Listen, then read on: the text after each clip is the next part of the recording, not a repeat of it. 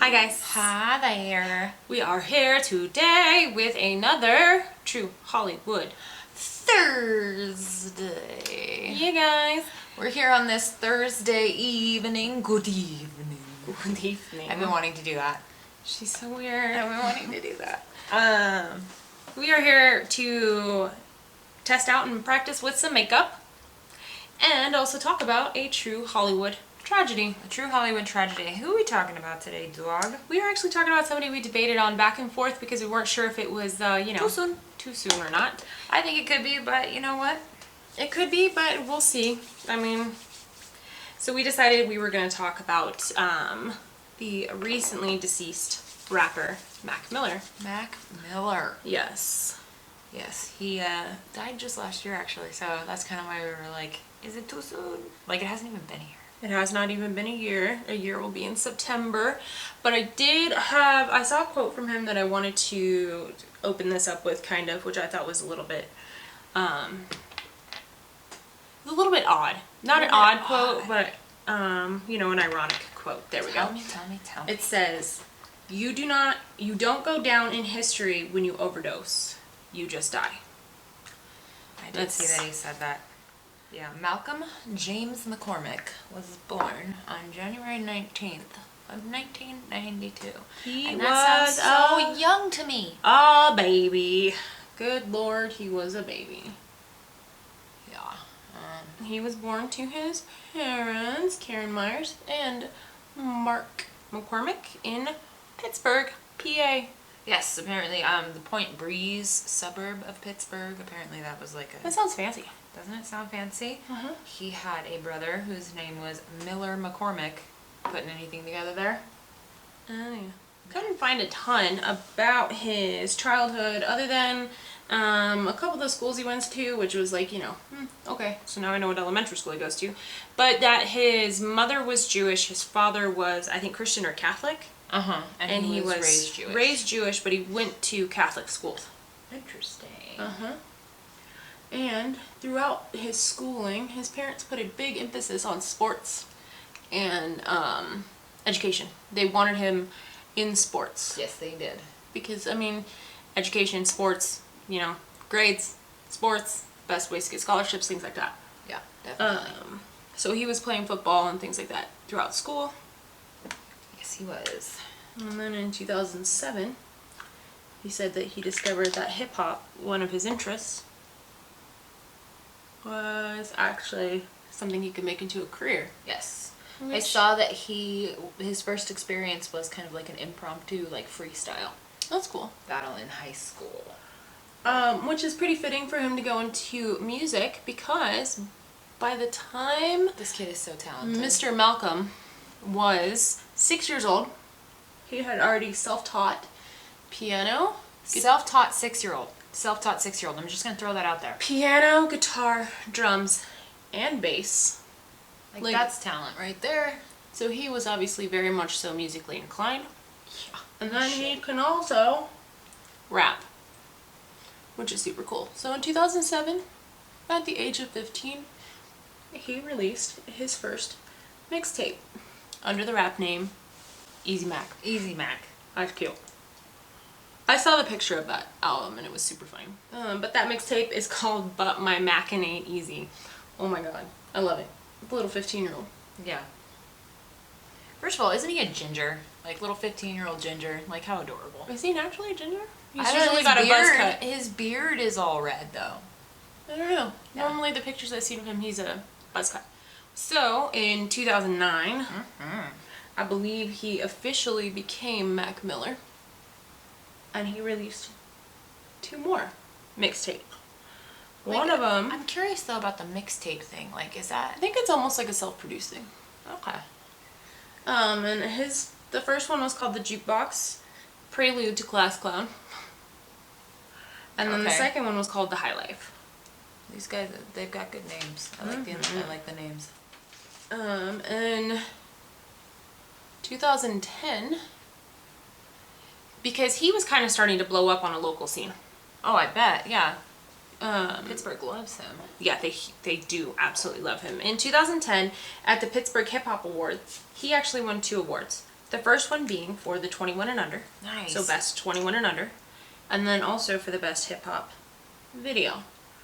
And in 2010 is when he began recording with a very popular rapper by the name of Wiz Khalifa. Oh shit, son. Uh-huh. And the connection to Wiz Khalifa led him to his first big record deal with Rostrum Records in July of 2010. And he picked them. He had other options because people were starting to notice him. He'd won awards and things like that. And he picked them because of his association with Wiz Khalifa, because that was kind of who introduced him to that. And then also because they were located out of Pittsburgh. So he was fully local. And that they were not a major label, because he had a really strong, like, desire to have full creative independence, full creative control of his music. He didn't want anybody, you know, telling him what to do with his music. Yeah. Pretty much. Pretty much. So in August of 2010, a little mixtape came out called Kids. And Kids stands for Kickin' Incredibly Dope Shit. Like, Alright. okay, I feel it. And that mixtape, I keep wanting to say album, but that mixtape was met with rave reviews. Oh, yeah. Yeah. In the midst of like all of that, he was like, he got such good reviews, and he went on like a tour for it, and that was sold out. Like, the page I'm looking at right here on my phone says that since its release, it has received over 1.1 million downloads and 1.5 million streams. holy shit. So it's popular. Yeah, absolutely. So this album became super popular, as you can tell, just because he was pretty persistent with touring, and then also his social media presence about the album or the mixtape, and then also for digital sales. So there was a lack of mainstream play and mainstream radio attention on this album, or mixtape. See, I want to call it the same thing. But he did it himself. He went out and made sure that he got the play that he deserved through social media, digital, and touring. Yeah. So he made sure that that album was in fact successful. In 2011, he was featured on a list of 11 rappers Yes, indeed. on XXL magazine Yes. for the freshman class of rappers. So essentially the people to look out for in rap. And that's a really big deal. Especially because he was, you know, like he was self-produced, self-made essentially. He also released the album Best Day Ever Best Day Ever in March of 2011. Yes. That album had his first Billboard Hot 100 release, and that song was called, funny story, Donald Trump. I looked at the lyrics just because I was kind of. I'm curious. What does it say? I was curious. It's not. It's not. You wouldn't think. Like, I kind of just given. Well, at this point, nobody knew about, you know, that he was going to be President Trump. But, you know, like, I just kind of looked at it because I was like, I got to see what he says. But he's just talking about like his money and all of that. Yeah, probably getting rich stuff. Getting like rich like Donald Trump, and I'm like, okay, cool. That one actually went certified platinum. I believe it. Good for him. Yeah. And then throughout the years, he obviously released a ton of albums and mixtapes, and continued to achieve success through those. He released an album, his first debut like studio album, Blue Slide Park, and that one actually topped the Billboard 200, and that's the first independently produced album to do so since 1995. Good job, Mac. I know, right? Like, this kid's got skills. I keep calling Had him kid. skills. Well, he's super young. Yeah, that's true. He was a kid. He was born in I feel like he was a 1992. baby. 1992. 92. That feels like So old. That's 6 years. That's like after 10 years me. ago, right?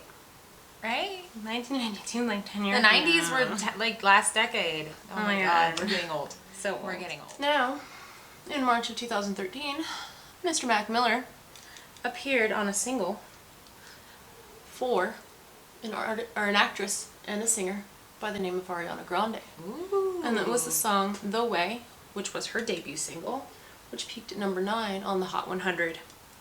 So, you know, that could be, The start of something. the start of something special. super special for him and her. We shall see. But between 2013 and 2018, he also released Good AM, which went gold and platinum. I'm just going to keep bronzing, apparently. Might as well. She needs so much bronzer. I do. Pasty ass bitch. Gold and platinum, The Divine Feminine, and then in August of 2018, the last album that was released during his lifetime was called Swimming. In total, over the course of his life, he released 2 live albums, 5 studio albums, 13 mixtapes, and 61 music videos. That is a busy man. Impressive. That is so impressive. That's a man who's Very busy dedicated man. to his He's very dedicated to his craft. Absolutely. Yes. Now, one thing I saw in a documentary, which there weren't very many documentaries No, on there him. He only weren't. died Like, within the last year, so I get that. There were like little snippets of things about Yeah. him and like little things 15-minute that he filmed. videos. Yeah, so there wasn't a whole hell of a lot to watch. I saw a couple of interviews with him and he just seemed really positive and upbeat. He did. Like, Which was interesting because he did discuss the fact that he often talked about depression, drug abuse, and things like that in his music.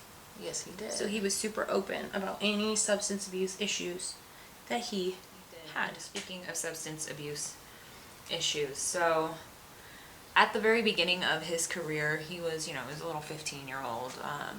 So he smoked weed and he did party a bit, but nothing else really. But as his career started taking off and as he started gaining success, he realized that weed wasn't enough. It just was not enough. I saw him say that he needed something else to get him out of his head.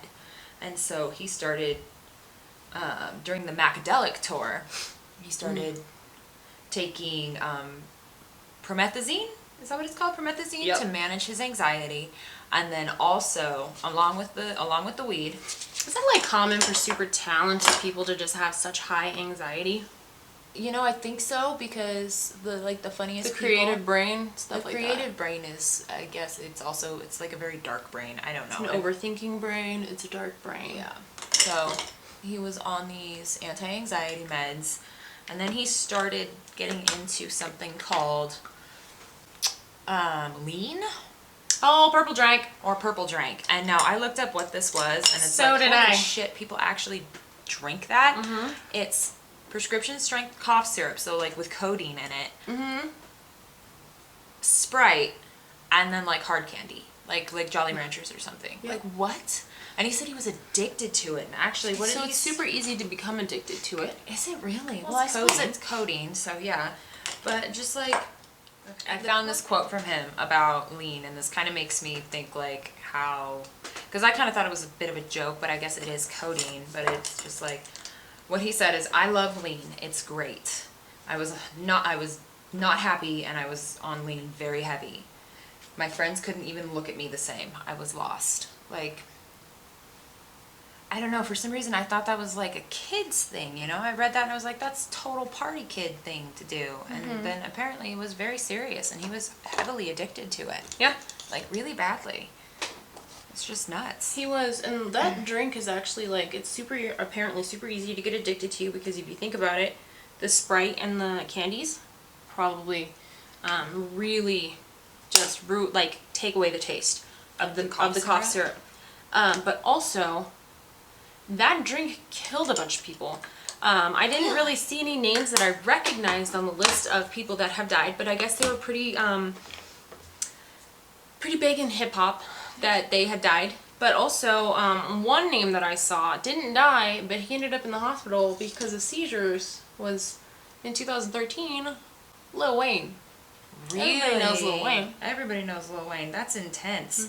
So, my initial thought that was kind of like a little kid, like a teenager drug is totally wrong. I don't know. That's just absolutely nuts. It's craziness to think about. But yeah, so it was a huge deal. And people died as a result of this drink, and people went to the hospital, and he was hooked on it. And then he was hooked on, just probably the average drug the celebrities are hooked on. Cocaine. Oh, I'm things sure. like that. Yeah, especially when you're up and coming like that, they'll give you anything Anything you want. you want. Yes. Now, he did have a girlfriend, but I did not get her name. Her name is actually pretty interesting. What's her name? Nomi Leisure or Leisure. Nomi Leisure. And they dated from, I think it was, They met in middle school. and they dated for several years. He talked about her a lot in his music too. Yes, I think it was, is it Macadelic? A bunch of the songs were about her and their relationship, actually. Yeah. But then from August of 2016 to May of 2018, he dated a young lady by the name of Ariana Grande. Ariana Grande. Have you heard of her? Yeah. Do you know her? Pretty sure the whole world does. She was a Disney star. Disney or Nickelodeon? I think it was Disney. I think it was Disney. I think so. Disney. I don't know, that's beyond our time, like that's after us, you know? Yeah. So they dated for that long, and their relationship, from the outside looking in, was obviously very strong. None of us really knew what was going on in that relationship, but apparently it had a lot of its own issues. Yeah. Although He was struggling a lot with sobriety. I know he has Yeah. been quoted as saying that he hates being sober. And that he's as sober as possible without actually being sober. He had all of these, like, he was really against full-on sobriety for some reason, because he was basically high every single day. Right. And it was becoming a real issue, and he just didn't want to be sober. I mean, there's a difference between weed and other drugs. What was he doing? You know? Yeah, he was doing, especially the friggin' purple drank. What the hell? I hope he wasn't still doing that. I know he did try to get clean. He did try to get clean at one point. I saw he had managed to get clean for about 3 months. Okay. And then when he was asked about how his sobriety was doing a couple months later, he just responded with, "I'm living normally." Whatever that means. Okay. Yeah, whatever that means. And I know Ariana Grande was definitely a huge push for him To try to get sober. to try to get sober. Well, he took a lot of really great care of her, because I don't know if you remember, if anybody else saw this photo, I thought this photo was fairly iconic, just in the fact that everyone knows that, like, in June of 2017, her concert was bombed at the Manchester Arena. She was hit by a terrorist attack. Granted, she wasn't injured, obviously, but there were people who died, and it was a pretty big impact for her, I'm sure, and I'm sure there's some PTSD that goes with that. Oh, I bet. But the one picture I That's remember horrifying. seeing was him greeting her at the airport and her just jumping into his arms. So, you know, they obviously had a very good relationship, and they obviously loved each other very, very much. Oh, absolutely. But that relationship was, I would say, based off of feedback from her, because now we have this feedback, was toxic. It was very toxic. She was constantly trying to keep him sober. And he wanted nothing. He was constantly trying to get high. Like, it seemed like he just wanted to get high. Yeah. Like, you've got this awesome, like, blossoming career. You've got a beautiful woman on your arm who absolutely loves you. And all you want to do is get high. Later on, after they had broken up in 2018, he actually, May of 2018, he got into a DUI hit and run. And he ended up, I think he pled guilty. But everyone, like, went hard at Ariana, because that was right after they had broken up. And she finally came out, and she just, this is part of the quote. The actual quote is pretty intense. Is it the tweet? I'll put up a picture of the tweet that she put out. One of the things that I thought rang very true is that I am not a babysitter or a mother, because she wasn't, and she was very, very clear on the fact that she tried. She tried her hardest to get him to essentially give a shit about his sobriety. And his friends also came to her support and said she was like the best thing that ever happened to him. Yeah. And she did everything she could, but you can't force someone to be sober if they don't want to be sober. No, you can't. And I mean, like, that was not his first run-in with the law. He had, he'd been arrested for possession. He had, I think, a couple of times he was arrested for possession. He was sued by some people, but that is neither here nor there. But, it's not her responsibility to keep him sober. No, that's not fair. And she doesn't need to stay with him to make sure he stays sober. That's toxic. She needs to worry about her well-being just as much as his, if not, well, no, more than his.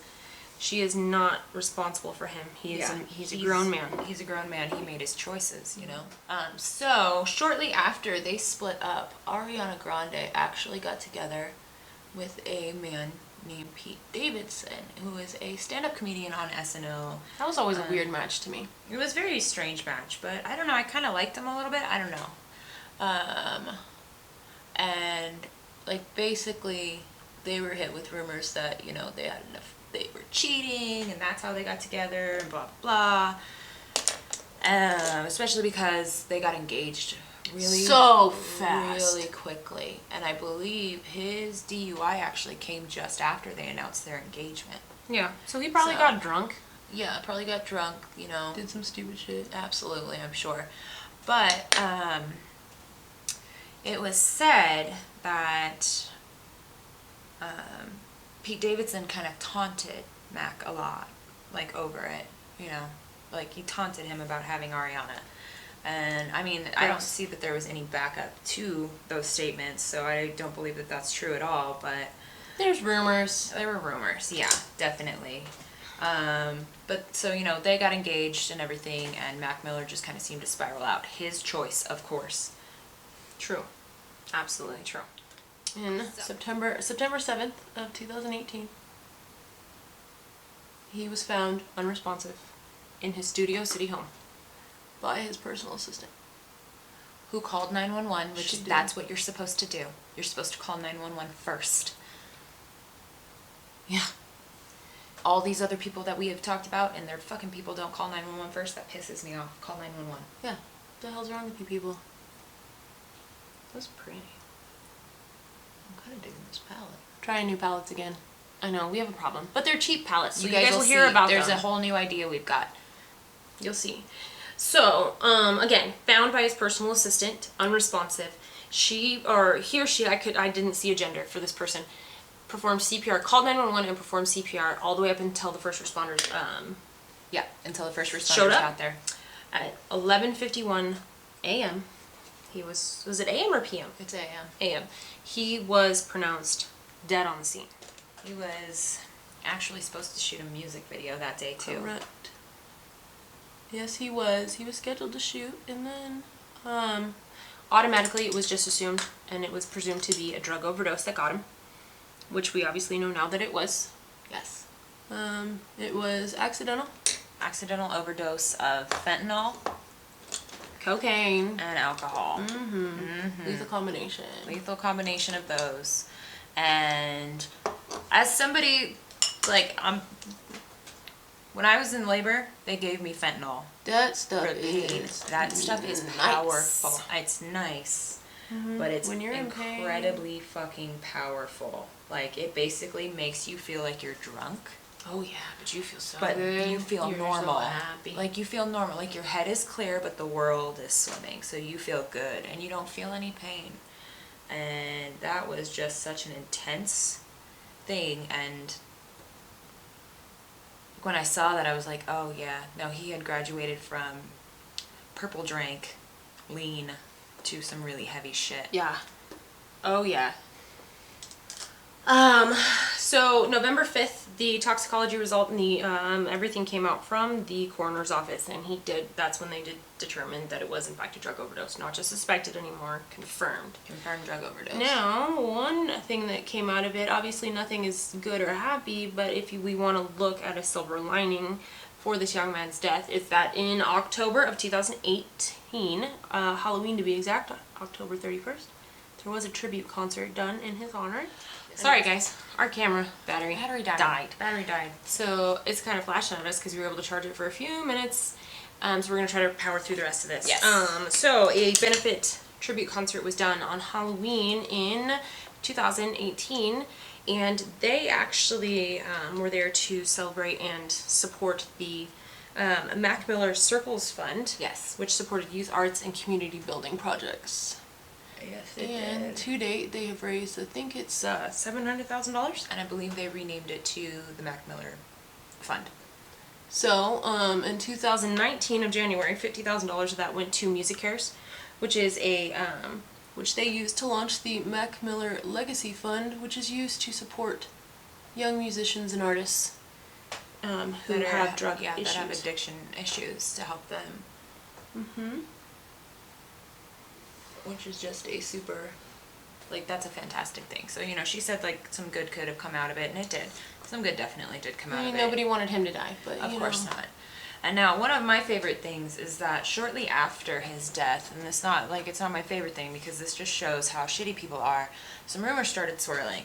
Ariana Grande and Pete Davidson had called off their engagement. We think that it was because she was in love with Mac Miller. She was in love with Mac Miller, and the man that she really loved had died, so she ended up calling off her engagement. But rumors started spreading around that Pete had actually sent Mac some sexually explicit photos of him and Ariana. Like, if that's true. And it's not. It was proven to not be, but it was starting, like, they were starting to be hit by all of these things about, you know, they killed him. Pete Davidson was harassed over it. Yeah, he was blamed for basically causing Mac Miller's suicide, which we know it wasn't a suicide, it was an accidental overdose. Yeah, so if you've heard that, it's not true. He never did that. They have no way to substantiate it. It was just, you know, sensationalized gossip, basically. Well, I mean, part of that probably came from the fact that he openly talked about his different drug dealers years ago, and how he would talk to them about the type of drugs he was doing so that they wouldn't get mixed. Ah. So he wouldn't mix lethal combinations of drugs. So he knew. Correct. So I very much so believe, though, that she and he broke up because she realized that the man she loved had passed, and that she was in love with Pete, or that she was in love with Mac Miller, not Pete Davidson, and so she couldn't marry him. And, like, if you listen to the song, I think her song's called Ghostin', or Ghosted, it's something like that. I'm not a big Ariana Grande fan, I don't follow her, but I know that some of the lyrics kind of allude to that fact, that she essentially ghosted Pete Davidson after Mac Miller died. Yeah. And that's kind of what it is. Now, this year, actually, in 2019, June, I think it was June 13th or June 12th, Yeah. she actually did a concert in Pittsburgh. Yes, And fans noticed her tribute to him. Just in that she, prior to, you know, when you go to a concert and before it actually starts, they're playing music over the speaker to just kind of keep something going in the arena, or the, in the arena. She was playing Mac Miller. That's sweet. That's very sweet. She had a Mac Miller playlist. She genuinely loved him. I imagine that their breakup was, you know, hard on her too, and maybe that's why she leapt so quickly into a relationship with Pete Davidson. Although I did like them together, it was pretty obvious that she was Absolutely, head over heels in love with him. Yeah, in love with Mac Miller. That was probably the person she was supposed to be with, but it happens.